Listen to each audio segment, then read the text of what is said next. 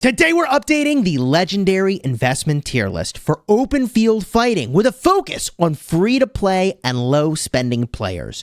So stick around in this video to see the very best legendary commander investments in Rise of Kingdoms as of September 2023.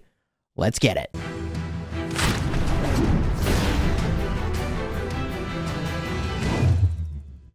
Hello my friends and welcome back. I'm Chisgule Gaming and today's video is sponsored by the makers of Rise of Kingdoms. And something that I like to do, as many of you who are subscribed to the channel know, is release an updated version of the best legendary investments every single month.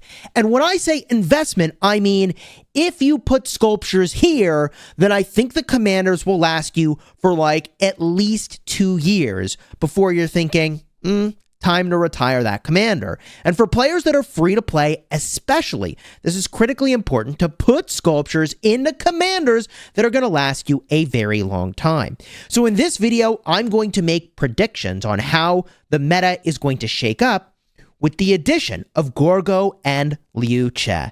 Their kits have been revealed, and I've covered them in other videos, and these commanders are bringing smite damage. For the very first time, we have skill damage that isn't actually skill damage. So smite damage is just like skill damage, but instead of being modified by all the things that enhance skill damage, it is enhanced by normal attack damage boosts. And this is going to break the game in half, in my opinion. The reason that this is going to break the game in half is that this ignores skill damage reduction effects. Now, this video is not about smite. I've covered that in depth previously, so I'll have a card up in the top or in the end screen that covers why it is that everybody should be freaking out about smite damage and how powerful it's going to be. But as you might expect, this, in my opinion, changes which commanders we should invest in, and let's get right into it, right? Because not only is the commanders that mitigate skill damage going to be weakened, but the commanders that debuff skill damage taken over time could see greatly diminished value, right? So let's start with Liu Che, the open fielder, and I'm going to drop him all the way up at the top, and I'm going to scoot him to the left. Now, for those of you not familiar with the way I run this list, I try to have the least number of commanders possible in the top priority category. If you're looking at this list and you're like, hey, what commander should I invest in now? Top priority. After that, we have the low priority commanders. We also have a discussion we'll do about what to do before Season of Conquest, which is now really before KVK Season 3. Then we've got these sort of niche role commanders, ones that really have a very specific focus. You only do these if you know exactly what you're doing. The commanders that we just say just no to, and then the free commanders, all right? Just don't spend any universals on them, just get them for free. So Liu Che goes at the top of this list. And I feel like I need to do some rearranging at the top of this list as well, because I think he's just going to be cracked. I think he's going to be insane. I think he's going to be super powerful. And he might be the sort of new infantry overlord, even though we don't have a lot of commanders that we can pair him with yet. If smite damage becomes more and more of a thing, I think he's going to be busted, man. I think he's going to be super busted. In addition, we've got Gorgo. Now, I think Gorgo could be good in the field, but I also feel like probably it's just correct to put her in the niche role category for now. She's a garrison commander, and unlike every other garrison commander we've seen in the past, I actually think she's above average for fielding. So I think that it is possible that the Gorgo-Liu Che combo for the open field could just be nutty. I would like to believe that that is true, especially if you use Gorgo as the primary. We'll kind of see how that unfolds once we do some testing. For now, I'm going to put her in niche role, even though I could see her getting bumped up to low priority. We'll leave her here for now. So, given that we have new infantry in game, I want to, or at least it'll be here soon, I want to talk about how this changes the way I think about infantry you could invest in. And the first change is that although I think Guan Yu is really badass, we've been using him for like 3 years. His silence is the only thing keeping him alive. I am going to bump him down to the niche role category. I know that sounds insane to some people because he's still really good right now, and you don't even have to max him to get the overwhelming majority of his kit. However, should you start putting sculptures into Guan in the middle of September in 2023. I don't know how good of a plan that is right now. I don't know that that's a great plan. And there's another commander I got to bump around, and that is Sargon. He was sort of to the left of this list of like, hey, these are really good low priority commanders. I got to move him to the right because remember, Sargon enhances the skill damage taken by the target. I mean, that's good for now. But if we're moving out of a skill damage meta and into this weird normal attack smite meta, we just don't know what that could look like. And I think it is a more risky investment now compared to in the past when it's like, oh yeah, for the rest of time, we're doing, big area of effect skill damage on everything. Well, are we anymore? Hard to say how that's going to go. Today we are. In a year from now, will we still be doing that is the question I find myself asking. Also, Boudica Prime. Like, I want to bump her down. But I don't know. I'm not putting Boudica Prime below the two commanders that are here, Artemisia, and I'm not putting Boudica Prime below William. No shot, man. Those are actually super legit commanders. However, they're getting kind of old. I mean, it's a little weird. I want to move Artemisia off this list, but remember, Artemisia makes the enemy deal more skill damage, which suddenly isn't actually a downside. It doesn't matter if they, do more skill damage, if they're not doing skill damage, if that's a thing that's like no longer relevant. So Artemisia just like has this really weird staying power that I like genuinely want to diminish her importance, but I can't yet. Not yet. But there is a commander whose importance I do want to diminish. And let's look at this top priority row, okay? In the top priorities, we've got Zhuge Liang. Yeah, dude's a beast. Nothing to say about that. He's a beast. We've got Nevsky. And Nevsky's insane. We've got Skippy Prime. And then we've got Liu Che. And I feel good about those. But the ones after it, it's like, how many top priorities can I give you here is what I'm struggling with. How many commanders can be your number one priority? I feel like I have too many here. So the first one I'm going to bump down is Huo. And although he's really good, and I've been extremely happy with his performance, I'll just say that in Canyon, you got to use Nevsky Joan because it's better. And I've tested this a lot. And if it's better in Canyon, where you're hitting multiple marches, it's probably also pretty relevant in the field. I'm not saying Huo is bad. I have him on several accounts. But like, I think he's just not a top priority. And when we look at Joan Prime's punching power, I don't know if I can say that she is a top priority in the same way either. Like, if I really want to get damn focused over here on what the recommendations are for the best of the best, I feel like we move the list like this. And that I feel more comfortable with. But now I feel like I have kind of too many low priority projects. Like, I think what I have to do is move William down over here and Artemisia over here. So why am I bumping these down? I mean, first of all, the 1800 damage factor on Artemisia is just getting old, right? I get that she does AoE, but it's just getting old. And like 1500 damage factor from William is just getting old. Also, William does a skill damage dealt debuff. You lose all bonuses to skill damage from, I think it's his active skill, but now we've got this like normal attacker meta coming in where it's smite damage, not skill damage anyways. I think from an investment standpoint, it's time to maybe pump the brakes on just William and Artemisia. I do. I think these commanders up top are probably safer.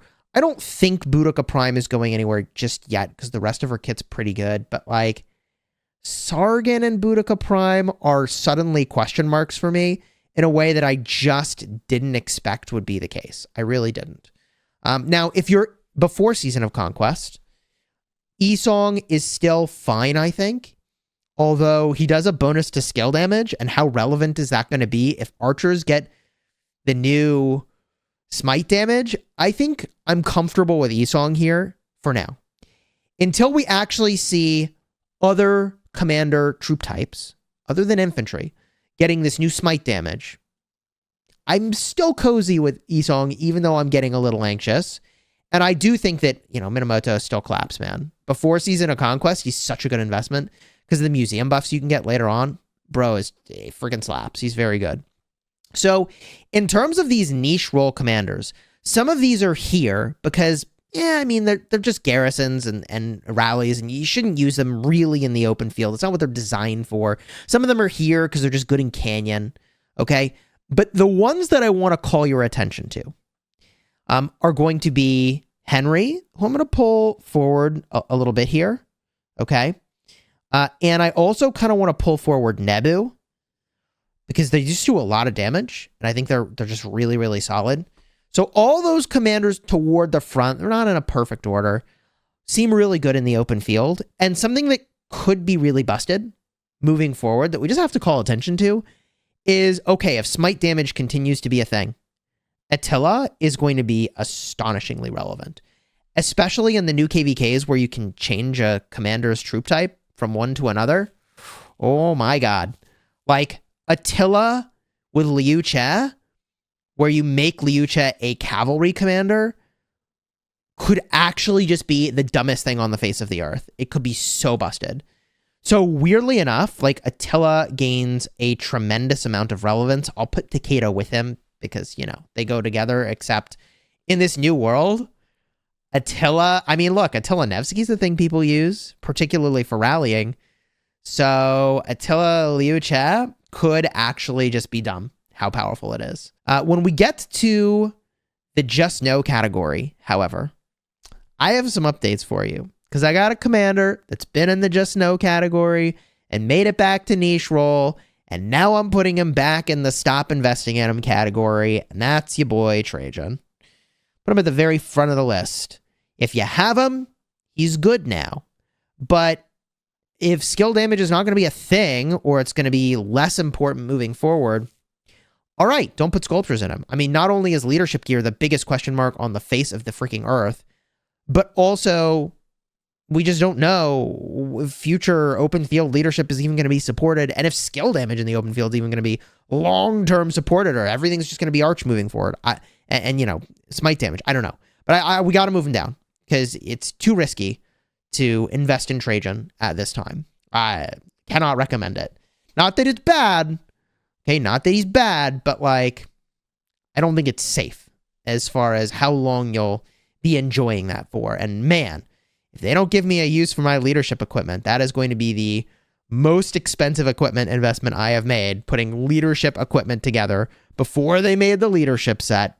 GG, whale problems. Whale problems, but quite costly for me. So, are there other commanders I would move to the just know category? Well, kind of, yeah. So, Tamaris is a weird one. Tamaris should be really good, but like at this point in time, if skill damage is going to get diminished, I feel like the whole point of what she did was made it so that all your marches do more skill damage. And if you're a whale and you have 7 marches, it could be interesting. I just don't think you should invest her in anymore for that. I'm going to go with that being a no-go. Okay? Do not do that. Don't think it's worth it. I think that when we look at the other commanders on here, we're probably fine for what stays in niche role and what leaves. I think it's okay. There may be some others that we've got to bump around, but I'm okay with it. And we got to just get a look at the just know commanders and say, hold up, is there anyone that in this new normal attack meta that we need to bump up? And I don't think that's the case. I mean, look, the reality is that the normal attack meta is signaled, but not actually here yet. And until it's really here and we've got lots of commanders to work with, we got some time. We still got some time before it gets phased out. But I do want to point out that a commander like Julius Caesar could become way more relevant in this free category. Do I think you should spend universals on Julius Caesar? No, I do not. But I think Julius Caesar could be really, really good. And the only other commander that I actually don't have the icon for in this list, so we need to talk about him, is Pyrrhus. Pyrrhus is the infantry commander that boosts normal attack damage. I'm still going to put him in the free category. I feel like you work on him for free. I don't think, even with the addition of Liu Che and all this normal attack insanity, that you should be putting universals into Pyrrhus. I think Pyrrhus is going to be extremely strong in this new view of the world with normal attackers, and I don't think he's strong enough, however, that I would put universals into him. I don't think he's strong enough even to bump him all the way up to a low priority. I feel like you got plenty of other great choices besides doing a gold key commander that you could just get for free over time and work on passively, especially because he's not really amazing for the open field in terms of offering debuffs and all the other things that you really want to see in some open field marches. So this, I think, is my set of predictions for the Liu Che meta. I think that Zhuge Liang, Nevsky, Skippy Prime, and Liu Che are really solid choices. I think it is entirely possible that we need to bump him way more to the left, but I only will do that once we do some testing. So consider subscribing if you haven't already. I make monthly updates to this list so that you know exactly which commanders will be great investments for a long time in the game. So subscribe so you don't miss the next update to this list, which will include Liu Che testing. Also, I'm going to live stream, probably maxing him. Someone's going to max him on day one, so I'll stream that. We'll, cover it. Should be a good time. If you're looking for more information about Liu Che and why is it that Chisgule's ranking him so highly, card will be in the end screen in just a second. Also, if you just want a breakdown of how smite damage works, card will be in the end screen for that one as well. Hope you'll check it out.